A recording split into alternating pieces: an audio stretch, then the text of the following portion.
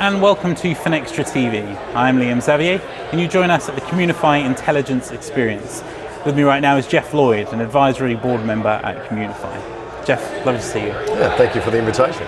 So you were here, well, not here, but in Miami last year, Yes. and we were talking a little bit about superannuation. Has anything changed much over the last year, and I guess what can other countries learn from it? Well, I think, for a system that's been compulsory for 35 years, feels like nothing's changed for a long time.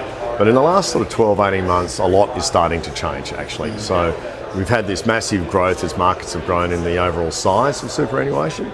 So it's now $4.5 billion on its way at 2035 to $7.5 billion, where that makes it the third largest pension market in the world. And as a result of compulsory saving and property values increasing, Australians are now the third most wealthy per capita in the world. So you can see how services, advice, beyond just investment performance, as Australian retirees get closer to retirement or are in retirement, they're thinking more than just the performance of their money. They're looking for services about how do I live well in retirement? How do I really now make that quite scary move, actually, of working with a salary to not working and getting an income off the nest egg that I've built.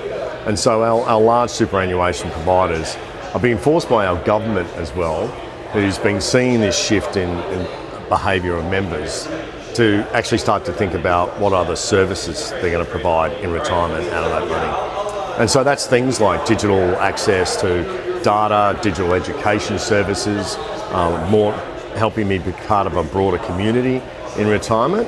So thinking beyond just the performance, but also services around advice, because we have a massive advice gap, which I think is pretty similar in the UK, maybe not so much in the US. And where we've always had an advantage is, again, right at the start, our system was compulsory. It started at 2%, it's now at 12% of your salary. So we've had the benefit of compounding, had the benefit of that increasing, had the benefit of markets. So that's very admirable. It's for the first time last year getting more people off the pension, the government pension, than on. But it comes with a whole new set of opportunity, actually, about how am I going to serve people who are moving from that accumulation to that income phase. And do you think the compulsory element is the main reason behind the success of it, and perhaps why people know more? Because again, in the UK, there's slight uncertainty around how people can make the most of their pensions or where they can invest it. So when it comes to advice and education, is there anything that can be learnt from the Australian market, and is it just down to being compulsory?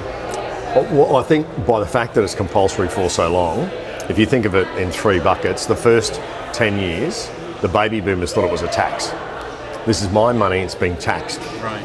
I suppose all of those baby boomers who are now, and they all are in retirement, are pretty happy with that tax, because it's given them that nest egg to actually be able to live the life they want in retirement.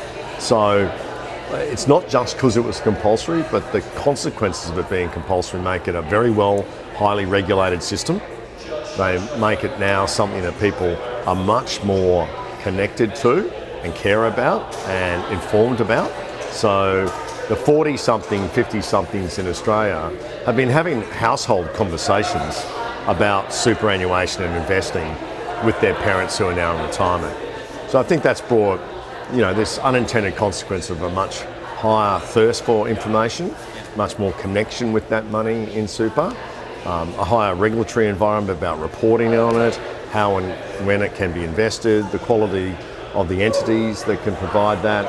One of the downsides is where everyone maybe has an expectation that they'll never lose their money. Because the government, you made me save this, so I can't lose it. And that's not right. So obviously we've got a system that's built with very, very high standards, but it's not a guarantee. So sometimes that is a trick. And it's also hard to access advice, because unlike the UK, we've got a best interest duty for advisors. We've got a very high educational upfront and ongoing standard with a PY year. And you have to give full advice, so there's no restricted advice categories like the UK. So it has huge benefits, but I think right now when we're moving into this services element, some of those too high bars from a regulatory perspective are making it very hard for retirees to get what they need, including advice. And when I spoke to someone from the UK earlier about wealth transfers, we're going to see a huge wealth transfer across both parental and spousal. They said they didn't expect it to be a smooth transfer, and perhaps it shouldn't be.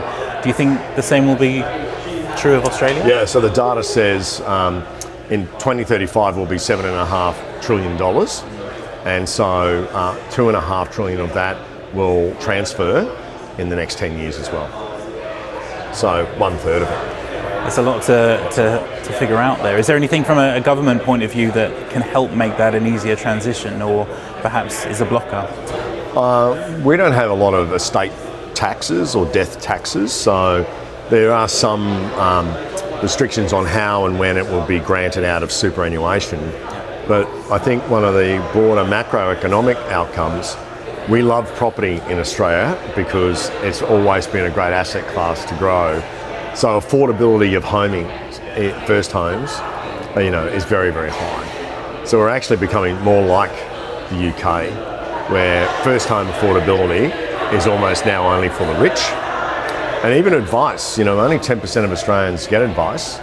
And that's had a 30% increase over the last 2 years, the cost of advice.